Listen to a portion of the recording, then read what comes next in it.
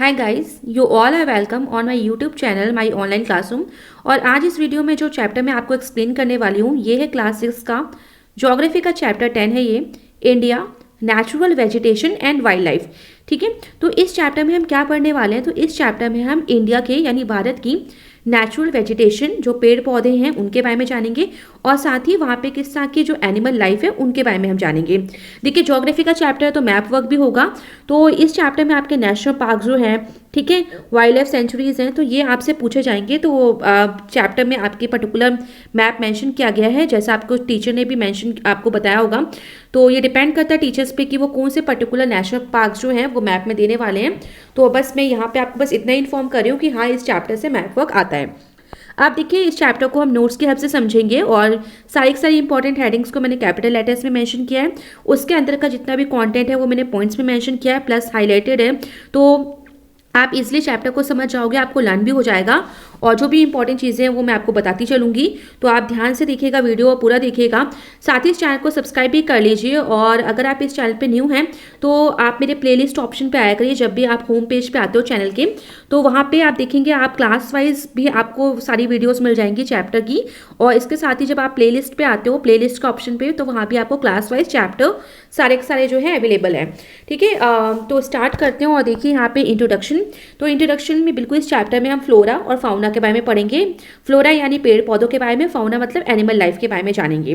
Vegetation और wild life जो है, जहाँ तक हमें अच्छे से पता है ये चीज़ें, ये जो हैं ये नेचुरल चीज़ें हैं और साथ ही ये रिसोर्सेज हैं। ठीक है, नेचुरल रिसोर्सेज का मतलब होता है कि जब कोई चीज़ आपके लिए यूजफुल हो और आप उसके द्वारा आमदनी यानी पैसे कमा रहे हो, तो उसको आप एक रिसोर्स कहोगे। आपके लिए यूजेबल होनी चाहिए, बेनिफिशियल होनी चाहिए, आपको किसी ना किसी तरीके से वो फायदे पहुंचाती है, तब हम उसे रिसोर्स का नाम देते हैं। हमारी कंट्री में देखें तो ओरिजिनल प्लांट कवर देखें, जहाँ पूरे के पूरे प्राकृतिक रूप से जो पेड़ पौधे हैं वो किस रूप में हैं, तो वो फॉरेस्ट में है, ग्रासलैंड्स में और श्रब्स में है। ठीक है, इस फॉर्म में है। डिस्ट्रीब्यूशन देखें नेचुरल वेजिटेशन का, तो प्राइमरली ये जो डिटरमाइंड हुआ है कि किस तरह की नेचुरल वेजिटेशन पाई जाती है, वो किस बेसिस पे है, तो वो है क्लाइमेट। ठीक है, तो क्लाइमेट की वजह से, उसके बेसिस के हिसाब से जो वेजिटेशन है, नेचुरल वेजिटेशन है, वो डिफरेंट तरह की इंडिया में पाई जाती है।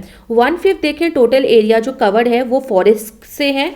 और फॉरेस्ट आप कह सकते हो कि 1/5 ऑफ एरिया जो है लैंड एरिया उसमें फॉरेस्ट है। डिस्ट्रीब्यूशन देख लेते हैं नेचुरल वेजिटेशन का, तो कितनी तरह की नेचुरल वेजिटेशन है।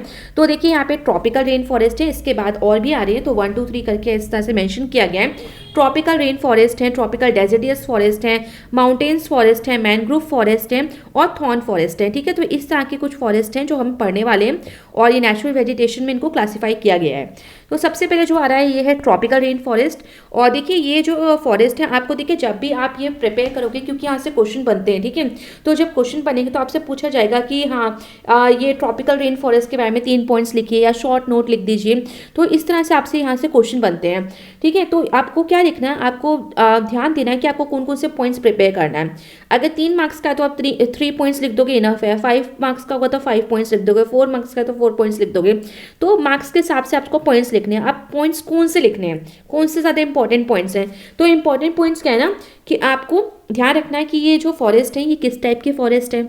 ठीक है, कौन से एरियाज में पाए जाते हैं, यानी कौन से स्टेट्स में पाए जाते हैं। साथ ही यहाँ का क्लाइमेट कैसा है, बारिश कितनी होती है, और ये इनकी जो पत्तियां हैं वो लीव्स कब शेड करती हैं या नहीं करती हैं, एक पर्टिकुलर टाइम पे करती हैं, और कौन से इंपॉर्टेंट ट्रीज़ यहाँ पाए जाते हैं और उन इंपॉर्टेंट जो ट्रीज़ यहाँ पाए जाते हैं उनका यूज़ क्या है। ठीक है, उनके क्या फ़ायदे हैं, आप कह सकते हो कि वो कहीं यूज़ होते हैं कि नहीं होते, कमर्शियल को यूज़ है उनका, उनसे क्या आमदनी होती है या नहीं होती है।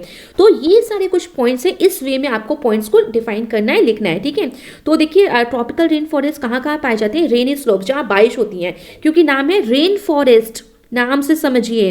तो आपका एक पॉइंट अपने आप ही बन जाता है, अगर आपको क्वेश्चन पेपर में नाम मिल गया tropical rain forest, tropical areas में पाए जाते हैं और रेन फॉरेस्ट है यानी बारिश ज़्यादा होती होगी। ठीक है, तो ये इन एरियाज में पाए जाते हैं जहाँ जहाँ पे बारिश होती है।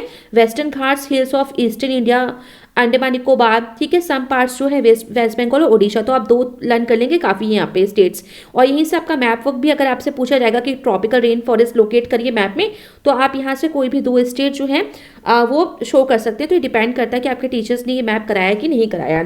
इवन मैं एक चीज़ और आपको बता दूँ, ये आप हाइयर क्लासेस में आपको ये सेम चैप्टर मिलेगा, आपको क्लास 7th में मिलेगा, 8th में भी मिलेगा और क्लास 9th में भी आपको सेम ही चैप्टर मिलेगा।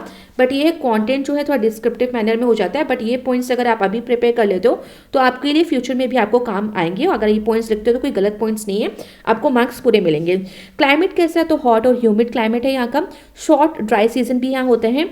और रेनफॉल देखें तो 200 सेंटीमीटर एवरेज मान के चलिए कि इतनी बारिश यहाँ पे हो जाती है। मोस्ट ऑफ द फॉरेस्ट जो है यहाँ के एवरग्रीन और सेमी एवरग्रीन है, ठीक है, हरे भरे रहते हैं और एक पर्टिकुलर टाइम पे ऐसा नहीं कि अपनी पत्तियों को गिराते हैं। तो इस वजह से कुछ पेड़ कभी गिराते हैं, कुछ पेड़ कभी और टाइम पे गिराते हैं। तो इस वजह से ये जो जंगल है हमेशा हरा भरा दिखता है, इसी वजह से इसको एवरग्रीन फॉरेस्ट कहते हैं। इबोनी है, रोजवुड है, महोगनी है, ये कुछ इंपॉर्टेंट कमर्शियल ट्रीज है। देखिए कमर्शियल यानी इसको इनका किसी तरह से इस्तेमाल होता है, आप समझ सकते हो, कंस्ट्रक्शन वर्क या किसी और चीज़ में यूज़ होते हैं ये पेड़। इनको बेचे जाते हैं और कह सकते हो कि सेलिंग पर्पज से भी उगाए जाते हैं, ग्रो होते हैं ये। तो इनका फ़ायदा बहुत है, कमर्शियल हैं तो पैसे अच्छे खासे इनसे मिलते हैं।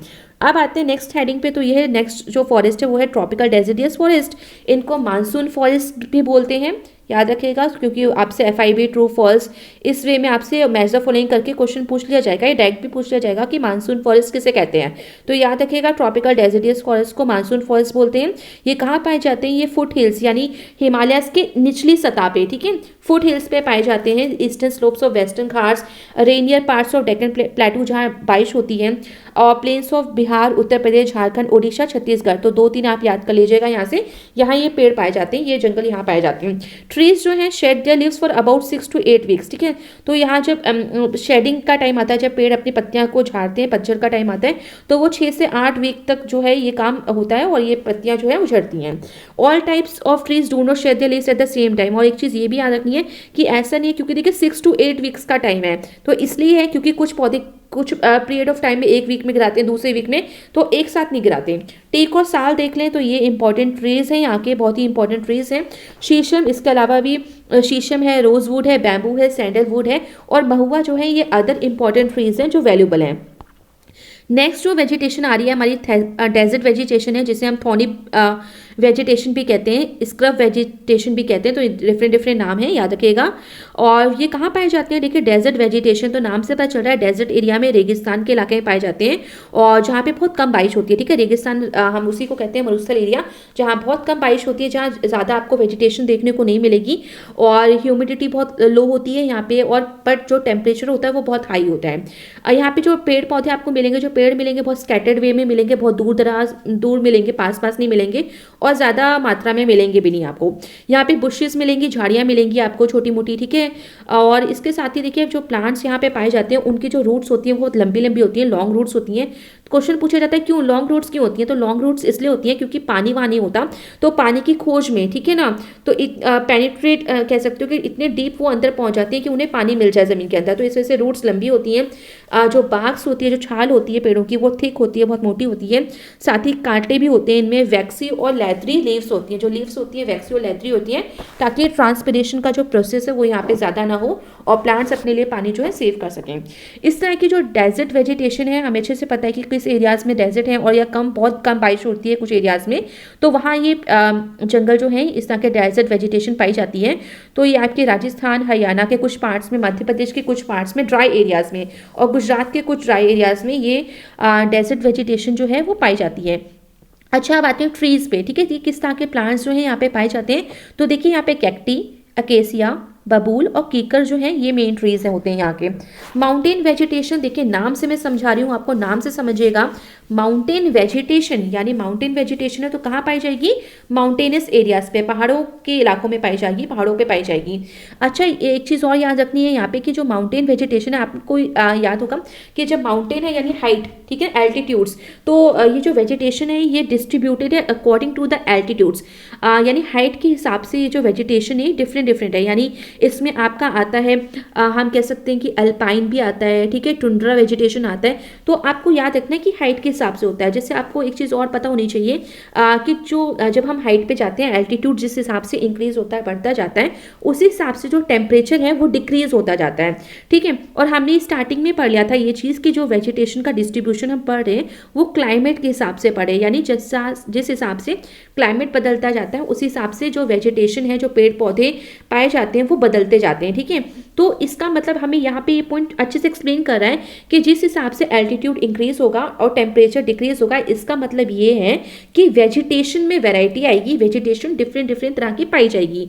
तो जैसे कि नेक्स्ट पॉइंट इस चीज़ को एक्सप्लेन कर रहा है कि जो वेजिटेशन है, the vegetation in the mountainous regions vary, ठीक है, vary means different different from tropical to alpine, यानी ट्रॉपिकल नाम से लेके, देखिए आप नाम समझिएगा कि एक पर्टिकुलर हाइट पे ट्रॉपिकल वेजिटेशन पाई जाती है, फिर एक पर्टिकुलर हाइट पे अल्पाइन टाइप की वेजिटेशन पाई जाती है, ठीक है।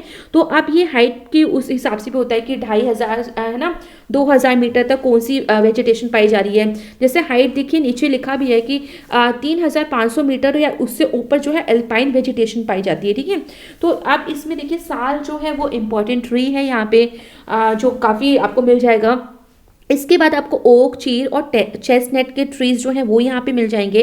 फिर थोड़ा सा आप हाइयर एल्टीट्यूड्स पे जब जाओगे ऊंचाई पे, तो आपको कॉनिफेरस फॉरेस्ट मिलेंगे। और कॉनिफेरस फॉरेस्ट में आपको कौन कौन से मिलेंगे, आपको पाइन मिलेंगे, सीदार मिलेंगे, देवदार, स्प्राउस और सिल्वर फर जो है, इस तरह के जो ट्रीज हैं वो आपको यहाँ मिलेंगे। फिर आप थोड़ा और ऊंचाई पे जाओगे 3500 मीटर और उसके ऊपर, तो सिर्फ आपको श्रब्स और ग्रासेस मिलेंगी, ठीक है। देखिए क्लाइमेटिक कंडीशन की वजह से ये फर्क पड़ रहा है। तो वहाँ पे आपको पेड़ पौधे नहीं मिलेंगे, आपको इतने बड़े बड़े ट्रीज नहीं मिलेंगे, आपको श्रब्स, छोटी मोटी झाड़ियाँ मिलेंगी और ग्रासेस मिलेंगी। और ये अल्पाइन वैरायटी है, ठीक है, अल्पाइन वेजिटेशन इसको बोलते हैं ऊपर। और इसके ऊपर भी अगर आप जाओगे, इसके और ऊंची हाइट पे आप जाओगे, तो आपको वहाँ पे परमानेंट स्नो कवर्ड मिलेगा, ठीक है। उस एरिया में आपको शायद इस तरह के पेड़ पौधे या झाड़ियाँ, घास कुछ ना मिले, सिर्फ आपको परमानेंट स्नो मिलेगी। इसके बाद आते हैं मैनग्रोव फॉरेस्ट पे। तो देखिए मैनग्रोव फॉरेस्ट कहाँ पाए जाते हैं, तो ये उन एरियाज में पाए जाते हैं जहाँ फ्लड बहुत आती है, बाढ़ बहुत आती है, पानी हमेशा भरा रहता है, हाई टाइड्स आती हैं सी वाटर की। और यहाँ पे बात हो रही है गंगा ब्रह्मपुत्र डेल्टा की, ठीक है। तो देखिए गंगा ब्रह्मपुत्र दो मेन नदियाँ हैं जो जब आपस में मिलती हैं तो डेल्टा बनाती हैं, और उस डेल्टा को सुंदरबंस बोलते हैं। और ये देखिए जितना हाईलाइटेड है उसको प्लीज़ याद रखिएगा, और यहीं से इंपॉर्टेंट कंटेंट है आपका, ये इंपॉर्टेंट क्वेश्चन भी यहीं से बनते हैं, ठीक है। तो आप एक वीडियो अच्छे से समझ लेंगे, एक वीडियो में पूरा चैप्टर खत्म हो रहा है, तो आप इजिली प्रिपेयर हो जाता है, ठीक है। ये तो गंगा ब्रह्मपुत्र डेल्टा, गंगा ब्रह्मपुत्र नदियां जब आपस में मिलती हैं तो एक डेल्टा बनाती हैं बे ऑफ बंगाल में गिरने से पहले। और ये जो है, ये जो डेल्टा है इसको सुंदरबंस बोलते हैं। और ये एक एग्जाम्पल है मैनग्रोव फॉरेस्ट का, यानी आप कह सकते हो कि अगर आपसे मैनग्रोव फॉरेस्ट का एग्जांपल पूछा जाए तो आप सुंदरबंस का एग्जांपल दे सकते हो। ये वर्ल्ड का सबसे लार्जेस्ट, सबसे बड़ा डेल्टा गंगा ब्रह्मपुत्र डेल्टा है, और ये सुंदरबंस है। और याद रखिएगा कि सुंदरबंस, इसका नाम सुंदरबंस क्यों है, क्योंकि यहाँ पे सुंदरी नाम के ट्रीज पाए जाते हैं, और इसी वजह से इस डेल्टा और इस जो कह सकते हो मैनग्रोव फॉरेस्ट जो है और सुंदरबंस, इसका नाम सुंदरबंस है। अच्छा, यहाँ पे किस तरह के जो है ट्रीज पाए जाते हैं वो थोड़ा सा जान लेते हैं। तो जैसे हमने जाना कि सुंदरी ट्रीज पाए जाते हैं, तो ये जो ट्रीज होते हैं ये क्या प्रोवाइड करते हैं, ठीक है। तो ये देखिए कमर्शियल पर्पज से यूजफुल होते हैं। ये हार्ड, ऑयली और ड्यूरेबल वुड होती है जो प्रोवाइड करते हैं। ये हार्ड मतलब मजबूत, ऑयली चिकनी एकदम वो होती है, इनकी लकड़ी जो होती है, वुड होती है, वो चिकनी होती है, ड्यूरेबल काफ़ी लॉन्ग लास्टिंग होती है। और इसके लिए वजह से इसको कंस्ट्रक्शन वर्क में और मेकिंग जो बोट्स हैं उनको बनाने के लिए इनका इस्तेमाल होता है, ठीक है।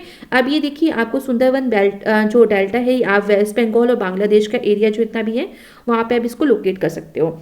इसके बाद आते हैं इंपॉर्टेंस ऑफ फॉरेस्ट की। इंपॉर्टेंस क्या है फॉरेस्ट की, तो ये जनरल क्वेश्चन है, ऐसे भी आएगा तो भी आप इजीली लिख लोगे। तो बचपन से पढ़ते ही आ रहे हैं कि फॉरेस्ट हमें क्या क्या देते हैं। तो फॉरेस्ट हमें टिम्बर यानी फर्नीचर देते हैं, वुड देते हैं, है ना, फूड देते हैं, फायरवुड देते हैं, gum, resin, lac, wax, fodder, tendu leaves जिससे बीड़ी बनती है ना, तो वो टेंडू लीव्स होती हैं, तो वो प्रोवाइड करते हैं। सेल्यूलोज जिससे पेपर बनता है, रेजिन, मेडिसिनल हर्ब्स हैं, रेगुलेटिंग एयर करेंट्स, हवा को भी किस तरह से रेगुलेट करता है, तो ये फॉरेस्ट करते हैं। मॉडरेटिंग फ्लड, प्रिवेंशन करते हैं सॉइल इरोजन को।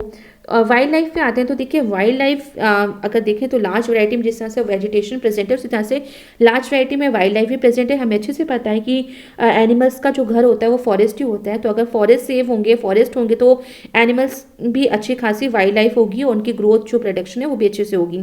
तो 80,000 स्पीशीज़ हैं एनिमल्स की जो इंडिया में पाई जाती हैं और 1200 जो स्पीशीज़ हैं बर्ड्स की, और इसके साथ ही मैनी जो डिफरेंट डिफरेंट टाइप्स के रेप्टाइल्स हैं, ठीक है, रेंगने वाले जो कीड़े हैं, इंसेक्ट्स हैं वो पाए जाते हैं जिन्हें हम रेप्टाइल्स कहते हैं। और इसमें देखिए थोड़े से इंपॉर्टेंट जो हैं वो हम पढ़ लेते हैं। तो यहाँ पे देखिए एलिफेंट जो है वो मोस्ट मैजेस्टिक और लार्जेस्ट मैमल है, और ये कहाँ पाया जाता है तो ये असम, मध्य प्रदेश, केरला, तमिलनाडु के फॉरेस्ट में पाया जाता है। वन हॉर्न राइनोसोरस जो है वो असम और वेस्ट बंगाल में पाया जाता है, बहुत फेमस है, और साथ ही इंडेंजर्ड भी है, ठीक है, कह सकते हो इसकी जाति खत्म होने वाली है, तो इसको सुरक्षा का बहुत प्रोटेक्शन का, क्योंकि लोग जो है ना वो हंटिंग बहुत ज़्यादा करते हैं तो इस वजह से इनको नुकसान पहुंचता है।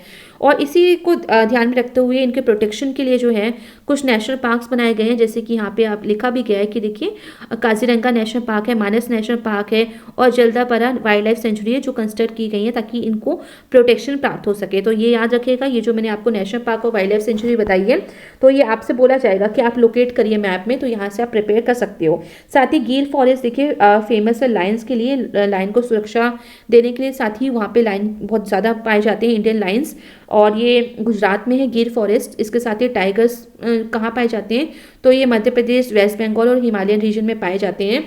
और एक चीज़ और याद रखनी है, इंडिया में एक ऐसी कंट्री है जहाँ पे टाइगर और लायन जो है वो दोनों ही पाए जाते हैं। अच्छा, टाइगर्स को सेव करने के लिए गवर्नमेंट के थ्रू प्रोजेक्ट टाइगर चला था, इसी तरह से राइनोसोरस को सेव करने के लिए प्रोजेक्ट राइनो चला था। इसके अंतर्गत आप कह सकते हो कि पॉइंट्स होते हैं कि शिकार नहीं कर सकते, करते हो तो इलीगल है, क्रिमिनल ऑफेंस है, तो इस तरह से जो है इनको प्रोटेक्शन प्राप्त है। जिम कॉर्बेट जो है, आप यहाँ पे ध्यान रखिए कि आपसे ओल्डेस्ट नेशनल पार्क इंडिया का पूछ सकते हैं कि सबसे पहला नेशनल पार्क कौन सा है इंडिया का, तो वो है जिम कॉर्बेट नेशनल पार्क जो कि उत्तराखंड में है। अच्छा, जिम कॉर्बेट नेशनल पार्क से रिलेटेड कुछ और बातें जान लेते हैं। जब ये स्टार्टिंग में बना था तो इसका नाम हैली, ठीक है, HAILEY नेशनल पार्क था, हैली नेशनल पार्क था। फिर इसका नाम चेंज करके रामगंगा नेशनल पार्क रखा गया और उसके बाद फिर से जिम कॉर्बेट नेशनल पार्क रखा। तो याद रखिएगा सबसे पहले इसका नाम हैली था, हैली नेशनल पार्क, फिर रामगंगा नेशनल पार्क रखा गया और फिर जिम कॉर्बेट नेशनल पार्क रखा गया। अच्छा, इसमें मोस्ट एनिमल्स ये भी जानने की ज़रूरत है कि आज इतने सारे एनिमल्स तो पाए जाते हैं, वैरायटी पाई जाती है, पर बहुत सारे एनिमल्स की जो स्पीशीज़ हैं वो इंडेंजर्ड है, ठीक है, खतरे में है। खतरे में इसलिए है क्योंकि शिकार उनके बहुत जैसे कह सकते हैं उनकी स्किन के लिए, उनके हॉर्न के लिए, है ना, तो इस तरह से बहुत ज़्यादा अपने शौकीना अंदाज की वजह से भी लोग जो हैं इनका शिकार करते हैं। और नंबर ऑफ नेशनल पार्क्स और वाइल्ड लाइफ और बर्ड सेंचुरीज बनाई गई हैं, इसलिए सेटअप की गई हैं ताकि इनकी जो प्रजाति है वो बची रहें और कल को हमें ये ना कहना पड़े कि हाँ एक हाथी हुआ करता था, ठीक है, हाथी नाम का जानवर हुआ करता था जैसे डायनासोर के बारे में कहते हैं। तो यही चीज़ है कि इनको सेव करना, इनको प्रोटेक्ट करना जिम्मेदारी है सभी की, आम नागरिक हर किसी की जिम्मेदारी है और इसके लिए कुछ कानून भी बनाए गए हैं। तो इसी हिसाब से नेशनल पार्क, वाइल्ड लाइफ और बर्ड सेंचुरीज को बनाया गया है जहाँ पे ये सुरक्षित रहें, अपने प्राकृतिक वातावरण में रहें ये और किसी तरह का ह्यूमन इंटरफेरेंस ना हो। नेशनल पार्क देखिए क्या है, तो नेशनल पार्क एक रिजर्व्ड एरिया होता है और आपको याद रखना है कि जितने भी ये नेशनल पार्क के वाइल्ड लाइफ हैं, बर्ड सेंचुरी हैं, ये रिजर्व एरिया ही होते हैं ताकि सिर्फ एनिमल्स के लिए हो, बर्ड्स के लिए हो। तो यहाँ पे प्रिजर्विंग है ना, for preserving not only wild life but also the natural vegetation. तो यहाँ पे प्रिजर्व ऐसा नहीं सिर्फ वाइल्ड लाइफ को प्रिजर्व करना है, साथ ही नेचुरल वेजिटेशन, क्योंकि देखिए वाइल्ड लाइफ का मैंने बताया ना उनका घर ही जंगल होता है, तो अगर नेचुरल वेजिटेशन ही नहीं रहेगी तो वाइल्ड लाइफ कहाँ से बचेगी। तो इसलिए नेशनल पार्क रिजर्व एरिया होते हैं और ये वाइल्ड लाइफ को सुरक्षित करते हैं, साथ में नेचुरल वेजिटेशन को भी सुरक्षित करते हैं।